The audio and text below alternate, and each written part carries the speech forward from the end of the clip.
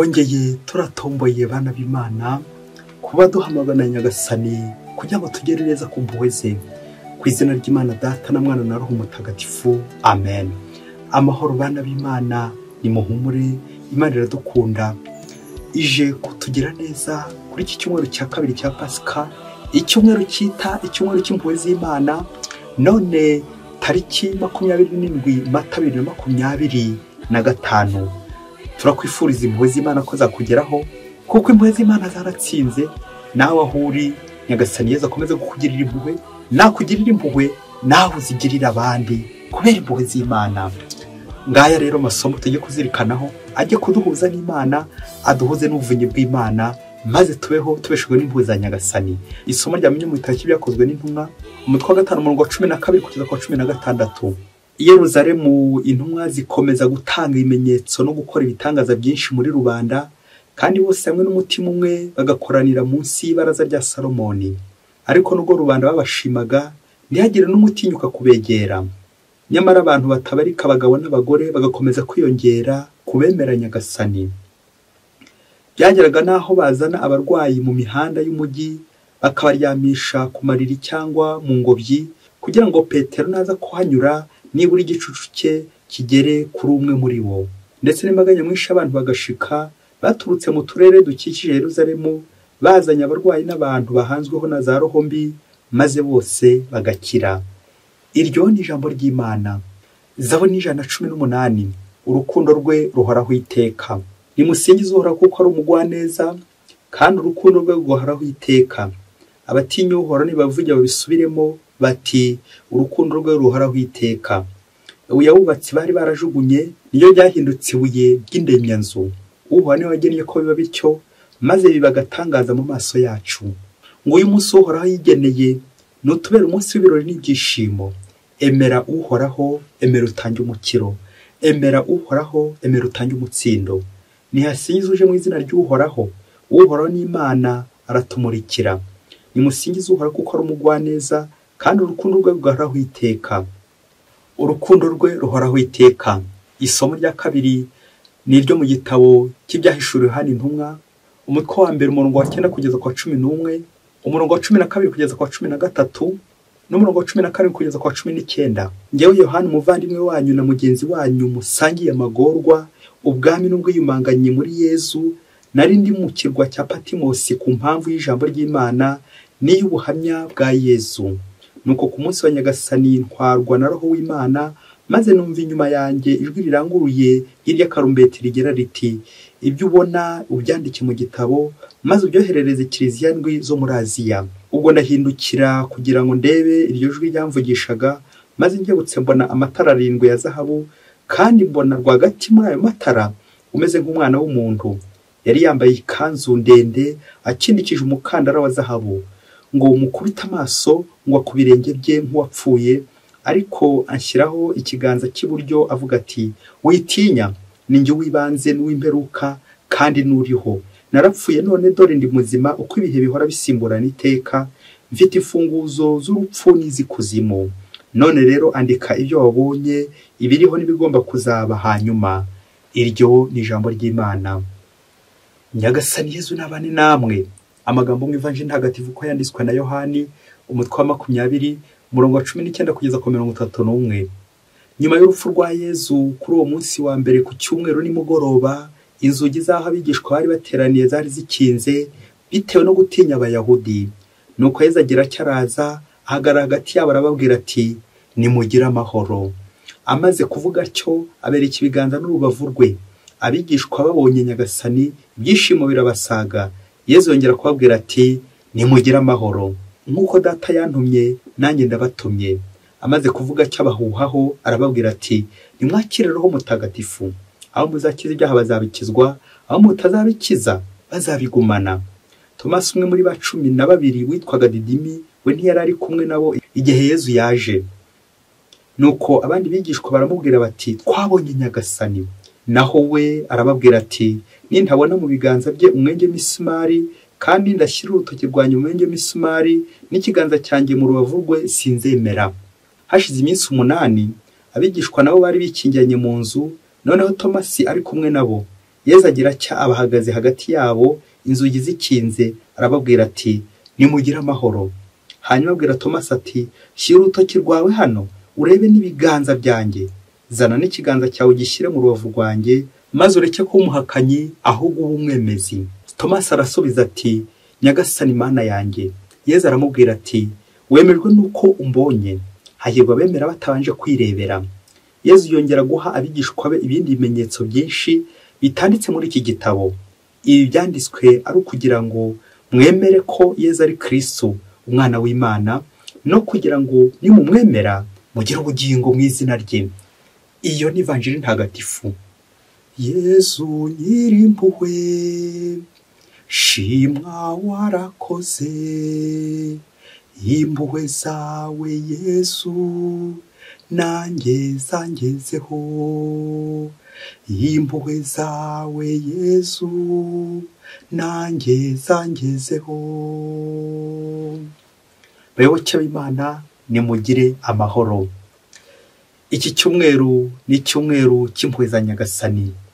Iki cyumweru ni icyumweru Nyagasani atubonekeraho, maze natwe akadukusanya, akadushyira hamwe, tukaguma hamwe, bityo tukagenda neza mu nzira z'Imana. Mu giturage wacu, iyo umukecuru ngo yagoraga inkoko, yarayibwiraga ati uyu tora utaha. Nuko iyo nkoko ngo ntizongere na rimwe kuva muri urwo rugo.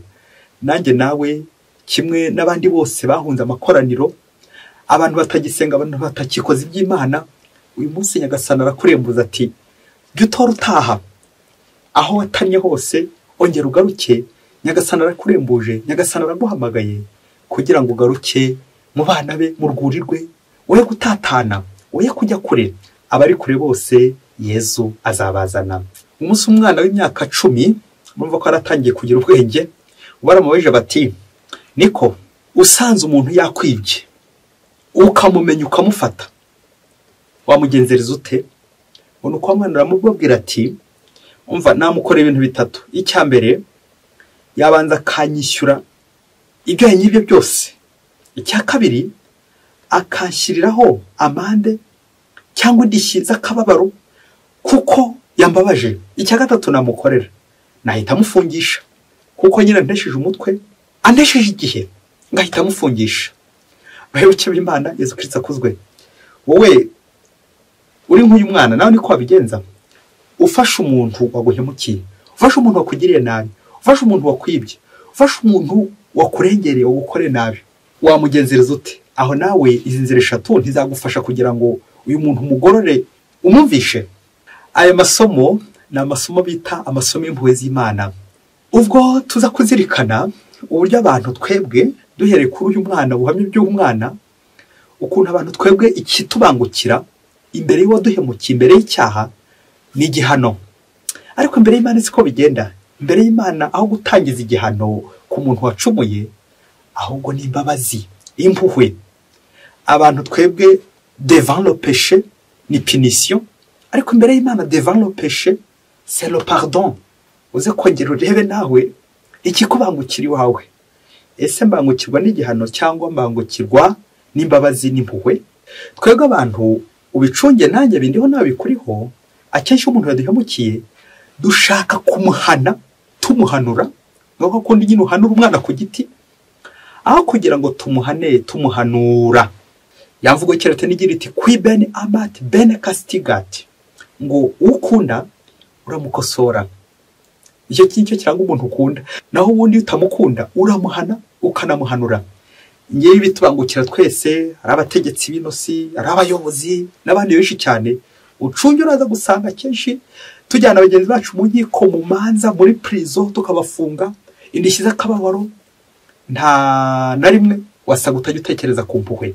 Impuhwe z'Imana zaratsinze. Ngiye intego remezo y'amasomo y'uno munsi, ko impuhwe z'Imana zatsinze. Ese zatsinze mu rugo rwawe? Nawe wakira impuhwe z'Imana? Nawe ujya utanga ku mpuhwe z'Imana? Mwahawe ku buntu, nimutange ku buntu. Turaza kubona ko Imana yo itita kuri ibyo byose tugenda tuyikorera bibi. Kuko Imana musayitaye ku byaha tuyikorera, ntabwo twaba tukiriho, ahubwo ikikora yita ku mpuhwe zayo. Turumva mu isomo rya mbere hagaragayemo impuhwe z'Imana, ubwo ikoraniro rya mbere riteranye, ibyari bibahuje guhuzwa no kwemera, kubana neza, bakagira umutima umwe, guhuza. Ibyo byatumaga batera imbere bagera heza. Nuko abemera Kristo bakarushaho kwiyongera. Kubera iki? Umutima wo guhura na Nyagasani, hanyuma bagahura n'abandi, ubundi bikagenda neza. Turumva ibitangaza intumwa zakoraga, bagakira, bagakiza n'abandi kuko bahuye na Kristo. Umuntu wese wakoze ku mpuhwe z'Imana nawe ahinduka umunyampuhwe. Impamvu tutagira impuhwe, impamvu tubona bagenzi bacu tukihutira kubahana, tukanabahanura rimwe na rimwe, nuko tutarakora ku mpuhwe z'Imana. Umuntu wese wakoze ku mpuhwe z'Imana nawe agenza nk'uwo yakozeho. Impuhwe z'Imana ni igisagirane. Ni nayo ntero umuririmbyi wa Zaburi no munsi ubwo agira ati, urukundo rwawe ruhoraho iteka. Amen. Impuhwe z'Imana igisagirane, urukundo rwawe ruhoraho iteka. Imana buri gihe ihora isendera ku mbabazi n'impuhwe. Isomo rya kabiri ryo mu gitabo cy'Ibyahishuwe, turazirikana uburyo Yohana yanditse iki gitabo cy'Ibyahishuwe nk'uko nawe yabyivugiye no munsi ubwo yari ku kirwa cya Patimosi, akaza kubonekerwa na Nyagasani, ntama w'Imana. Ubwo umuryango w'Imana wari uri mu kaga, bari mwitotezwa. Abakristo icyo gihe baratotezwaga. Nuko Yohani Imana imuhishurira uburyo agomba kugenzereza imbaga. Yezu Kristo umunyampuhwe aramwiyereka, agira ngo ajye guhumuriza, ahumuriza iyo mbaga itotezwa, iyo mbaga iri mu kababaro, iri mu kaga, iri mu gahinda. Nuko Yohani yandikiye ibaruwa, yandikiye igitabo agira ngo abahumurize, yongera ababwire ko Imana ibakunda, ko bari kumwe n'Imana. Mukomere, mwigira ubwoba, mwitinya. Uwibanze, uw'imperuka kandi uriho, uwo ninde? Uwo ni Kristo. Amen. Iri humure tuvanye muri iki gitabo cy'Ibyahishuwe niryo tukurikiranye n'ubundi no muri Evanjiri, ubwo Yezu wazutse aza ahumuriza be ati, nimugira amahoro, ngenda mukanya Kristo wazutse. Dufite ubwoba imbere y'ibibazo, imbere y'ubwoba, imbere y'akarengane, imbere bari kugenda baduhigahiga, Yezu araza n'inzugi zikinze agatambuka ati, nimugira amahoro. Iryo jambo rero rirakomeye cyane. Amahoro ni ukugira ngo nyine duhore turi kumwe na Nyagasani. Yezu yaje akadusesekaza amahoro ye, abagira ngo twe kugira ubwoba, ahubwo tubeho tubeshejweho nawe. Ngeze impuhwe z'Imana, izi mpuhwe za Yezu uzasuhuza be akabonekera ndetse akanabaha n'ubutumwa. Izi mpuhwe turazirangamira tuzerekeza kuri Tomasi utari uri kumwe n'abandi igihe Yezu yezaga bwa mbere, ariko Yezu akongera kaza kugaruka noneho hari, nuko akabaha ubutumwa. Abenshi dukunze gufata Tomasi nk'umuhakanyi utemera na busa, ariko twabijyana ku rundi ruhande ko Tomasi kwari kugira ngo asobanukirwe. Burya iyo umwana abaza ikibazo mu ishuri, ntabwo ari uko aba ari umuswa, ahubwo abagira ngo asobanukirwe. Kwa gusobanukirwa kwa Tomasi bizatuma noneho hagira abandi asobanurira. C'est ça, être convaincu et après être convaincant. Umaze kwemera hanyuma nawe uzemeze abandi. Hari bamwe bidusaba kubanza gufubona ibimenyetso kugira ngo tubyemeze abandi. Ubwo ni urugero rundi rwa Tomasi. Twese ntabwo twemera kimwe, ariko Nyagasani ashaka gukoresha agira uburyo agenda kwiyereka kugira ngo bizarangire ubaye nawe umwemezi. Tomasi wari wasibye mu ikoraniro arongera anyibutsa uburyo nanjye njya siba mu nama, ngasiba igihe abandi bateranye, ngasiba gusangira n'abandi, nkagenda. Ibi byose gusiba, kutajya hamwe n'abandi, bigaragaza kwikunda. Biragoye ko twamenya aho Tomasi yari yagiye. Uko biri kose ntabwo batubwira ko ari ubutumwa yari yagiyemo.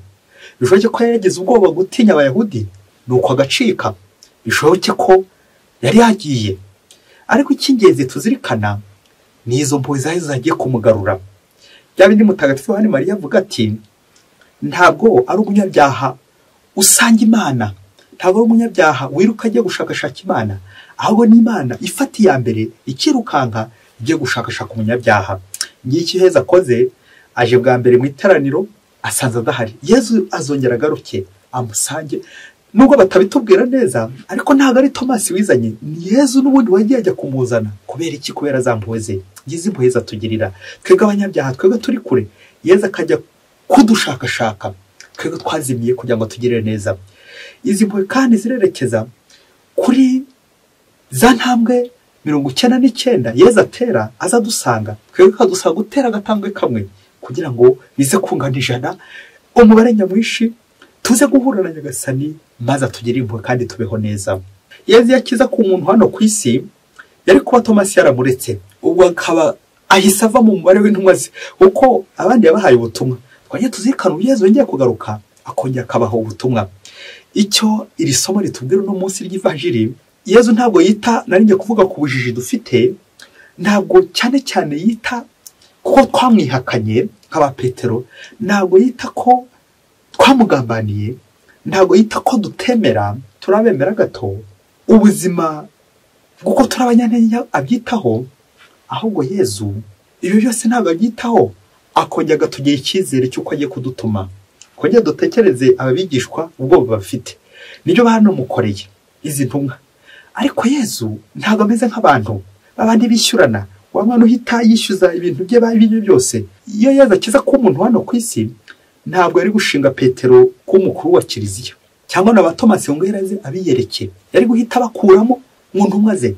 Ariko Yezu kubera impuhwe agira, ntabwo byose abyitaho, ahubwo yongera kuza agatwereka ko ibyaha dufite uko tumuhemukira aramutse abyitayeho nta n'umwe warokoka. Ngiryo ipfundo ry'ubuzima bwacu, turi abanyabyaha, turi abanyantege, turi abanyabwoba, turi abahakanyi, turi abemera gato, ariko dutekereza uburyo Yezu arenzaho akanaduha n'ubutumwa. Urugero ni padiri, nawe wihaye Imana cyangwa nawe ushinze urugo, ufite ubutumwa wahawe. Ubu koko uramutse urebye ibyo Yezu Kristo agenda gushinga, ntiwari ko warashingutse kubera ko utari ubikwiye. Tukajya tukazirikana za mpuhwe za Yezu. Yezu ntabwo atora abashoboye, ahubwo abatoye arabashoboza.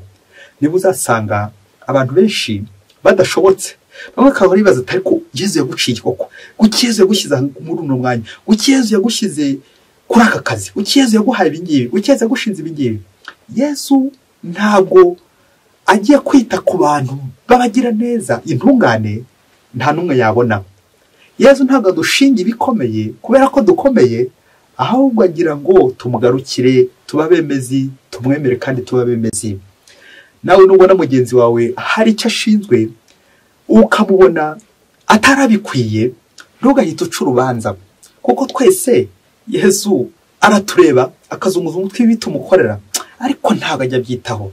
Ngize impuhwe z'Imana, za mpuhwe z'Imana zirengagiza amakosa yacu, za mpuhwe z'Imana ibyaha tubamo tugashushanya abantu tukagira nk'abamarayika beza b'Imana, ariko imbere Imana iraturuzi. Tekereza ko Imana ibyo ngibyo itabyitaho. Imana igira icya igakomeza kuguha n'ubutumwa. Nimwakiriraho mutagatifu, nimugende ku isi hose mwamaze inkuru nziza. Imana ikomeza kuduha ubutumwa, kandi ubwo twayihemukira, twaba tutemera, Imana ikomeza gutwizera. Ngaya amahoro ashyitse ko Imana idahwema kutugira neza, kandi twego tuyihemukira tuyikorera nabi. Ngo umunsi umwe hirya kure cyane muri Afurika, ngo mu rugo rumwe rw'umugabo n'umugore, ngo bari babanye bafite ibintu bakize. Igihe kiza kugera, umugore wo muri uru rugo aza kurwara, araremba bikomeye cyane. Umugabo aramuvuza, amuzengurutse ibitaro byinshi cyane, dore ko afite amafaranga menshi, aramuvuza amahanga menshi cyane.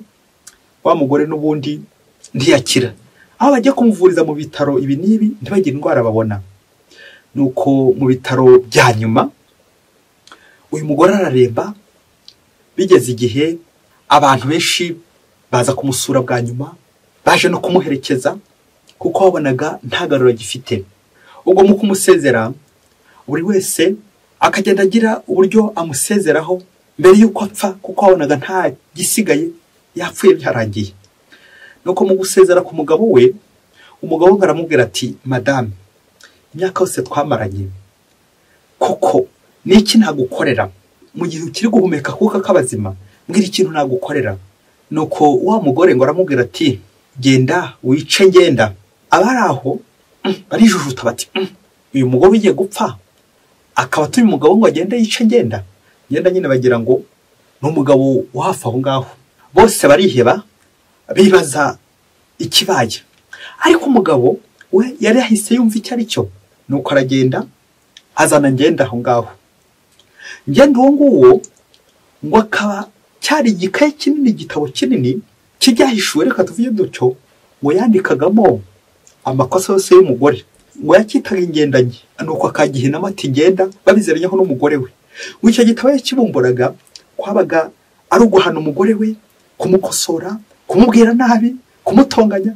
Buri munsi akayandikaho amakosa yose umugore yamukoreye, buri munsi akayandika. Nuko ngo icyumweru cyashira agahamagara umugore ati ngwino, nuko akabumbura yangenda ingendanye, cya gitabo bita ingendanye, akamusomera ngo icyari inama nyine kigahinduka agahinda, imiborogo n'amarira. Umugore yava mu nama akarira bikomeye cyane. Nuko wa mugabo aza kuzana yangenda, maze arayifata, afata ikibiriti, nuko ayikongezamo umuriro. Yangenda irashya, abari aho bose bagwa mu kantu. Uko bakomeje gutangara bibaza impamvu yo gutwika icyo gitabo, ngo ako kanya abari aho mu bitaro bose birabatungura. Wa mugore ahita abyuka, atangira kuvuga, baramuzimanira, atangira kurya, atangira gusabana, atangira kuvuga n'abari aho bose.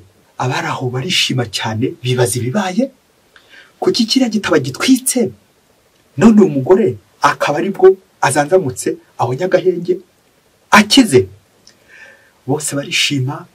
Nuko uko bari baje kumusezeraho, ahubwo noneho batangira baramusuhuza, baramwishimira, felicitation nyinshi cyane. Abari aho bose bagira amahoro, barishima, abaganga barahurura, abari mu bitaro bose baza kureba ibyabaye, kuko umugore bari bamubitse bavuga bati yapfuye byarangiye, none koko arazutse. Kubera Imana, ngenda mbega wowe. Bebo cyaba Imana, Yezu Kristo akuzwe.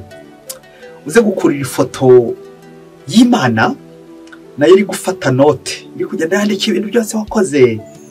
Iyo Mana ntabwo ibaho. Usibye wo muntu njye nawe dukora ibyo bintu. Igitabo cy'Imana ni igitabo bita igitabo cy'impuhwe.